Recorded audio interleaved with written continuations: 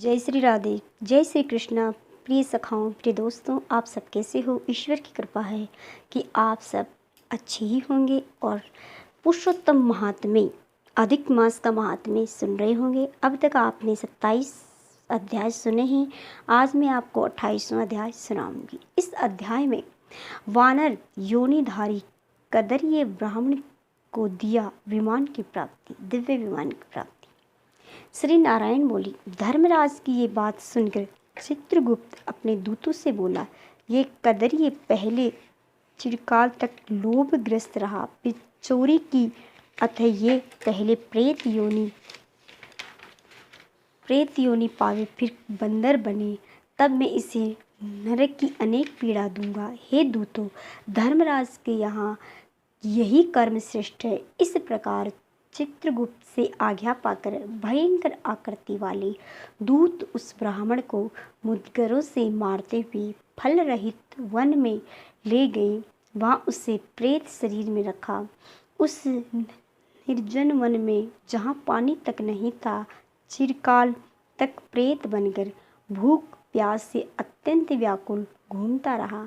प्रेत योनि के महादुखों को भोगकर फिर फलों की चोरी करने के कारण बंदर योनि में गया। हे नारद, शीतल जल तथा फल आदि पुष्प अनेक वृक्षों की छाया से घिरा हुआ जम्बूखंड में सुंदर कालीचर पर्वत को इंद्र का बनाया हुआ एक सरोवर था, जो पवित्र श्रेष्ठ पुरुषों के सेवन योग्य पापों का नाश करने वाला था।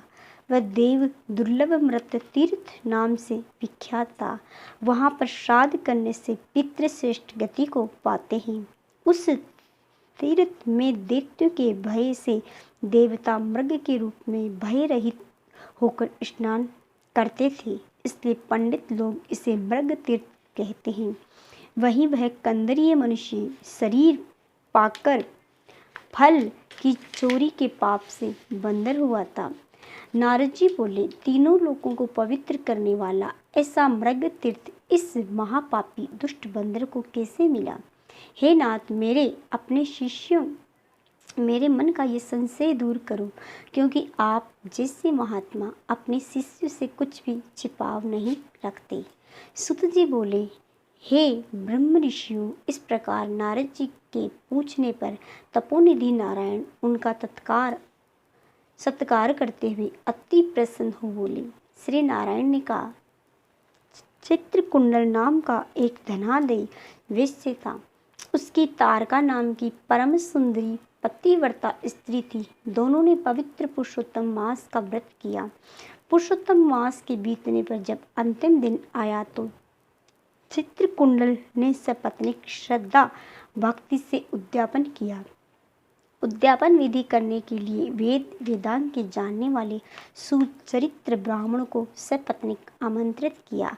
हे नारद जी, वहाँ धन के लोभ में कंदरीय ब्राह्मण भी पहुँच गया। उद्यापन विधि पूर्ण होने पर चित्रकुंडल वैश्य ने सपत्नीक ब्राह्मण को बहुत सा दान देकर अत्यंत प्रसन्न किया। उन सबको प्रसन्न कर अन्य ब्राह्मणों को भूयसी दक्षिणा दी। उसकी दी हुई भूयसी दक्षिणा से दूसरे ब्राह्मण संतुष्ट हो गए, अपने अपने घर चले गए।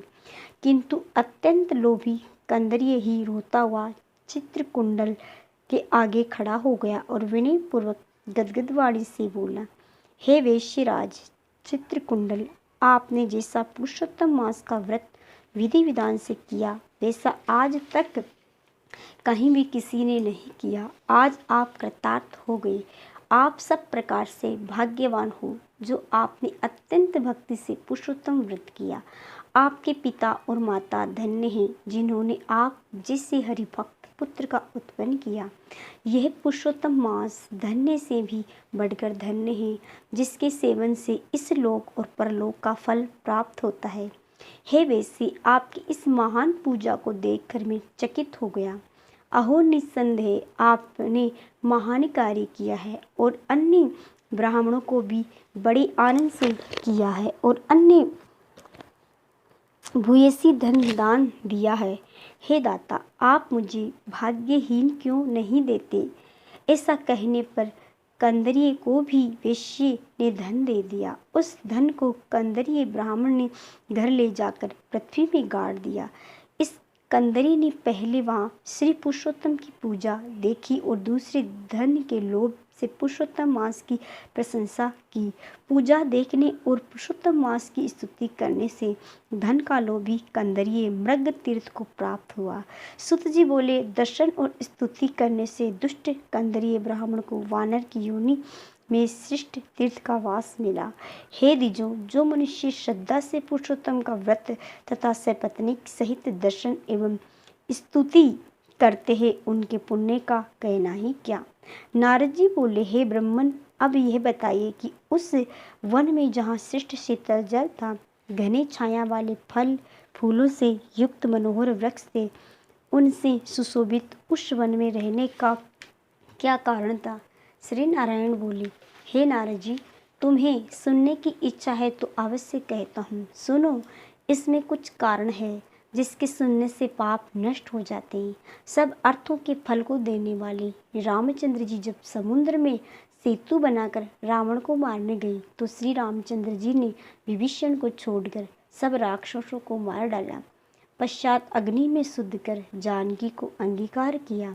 तब रावण के मरने से प्रसन्न हो ब्रह्मा, शिव, इंद्र आदि देवताओं ने कहा, हे रामचंद्र जी, आप वर मांगो। इस प्रकार सब भक्तों को अभय करने वाले रामचंद्र जी बोले, हे देवताओं, जो मुझे वर देना चाहते हो तो मेरी बात सुनो। यहाँ पर जितने सूरवीर वानरों का राक्षस ने मार दिया है, उन सबको मेरी आज्ञा से अमृत वर्षा कर शीघ्र जीवित कर दो। ऐसा ही हो। यह कहकर ब्रह्मा, शिव, इंद्रादि देवताओं ने अमृत वर्षा कर वानरों को जीवित कर दिया।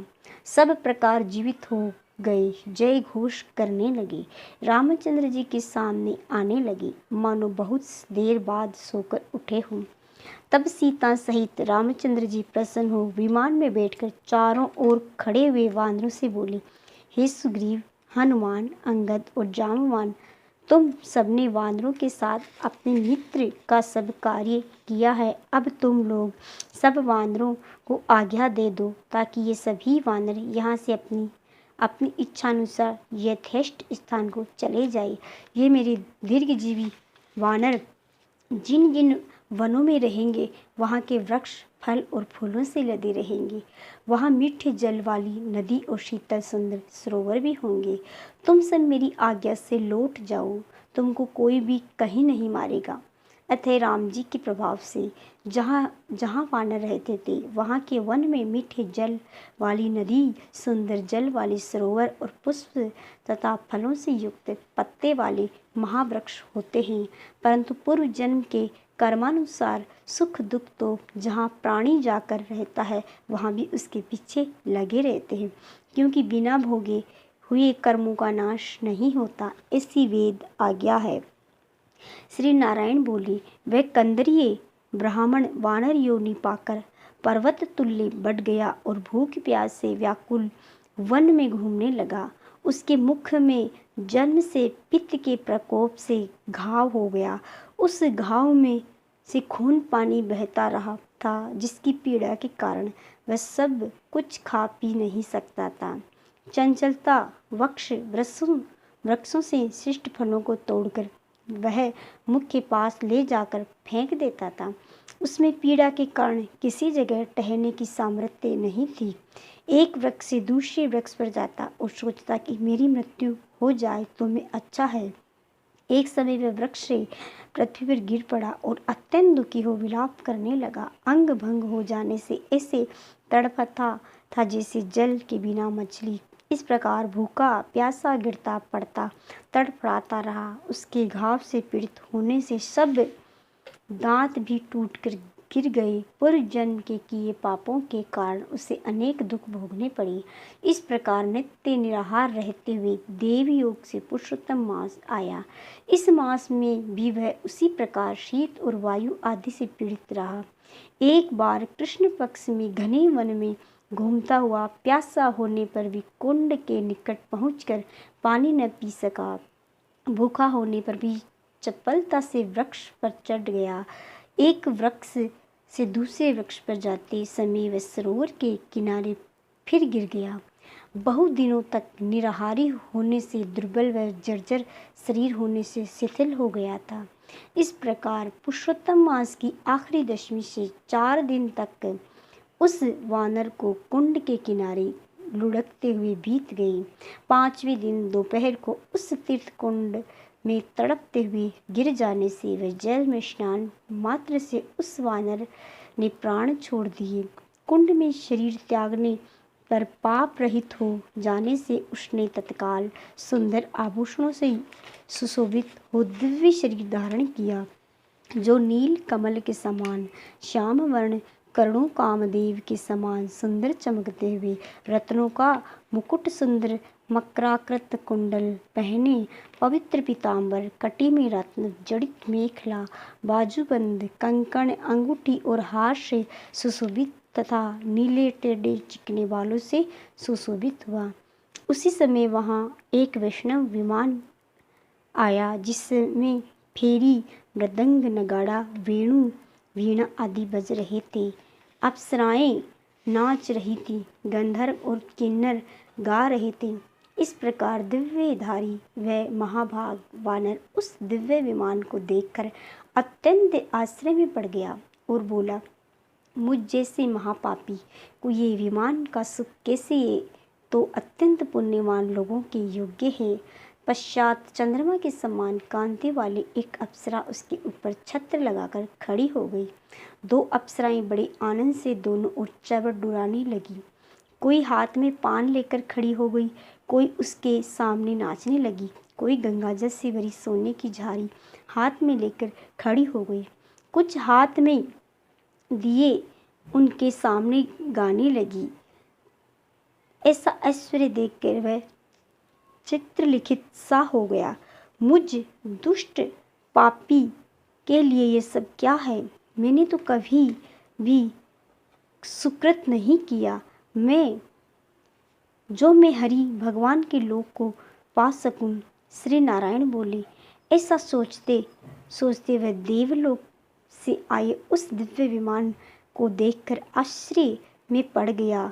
तब हरि के पार्षद उस बंदर योनिधारी शरीर को छोड़कर कंदरीय ब्राह्मण के मन की बात समझकर नम्रतापूर्वक उसके चरणों में नमस्कार कर हाथ जोड़कर आगे खड़े हो सुंदर वचन बोले। तो ये था पुरुषोत्तम मास का 28वां अध्याय। मेरे प्रिय मित्रों, आपको ये अध्याय कैसा लगा? आपको ज़रूर पसंद आया होगा। आप इसे सुनिए, पूरा सुनिए। सुनिए में भगवान पुरुषोत्तम की आप पर कृपा होगी। और अब पूरा सुन के इस चैनल को लाइक करें, शेयर करें, सब्सक्राइब करें। आपका बहुत बहुत धन्यवाद।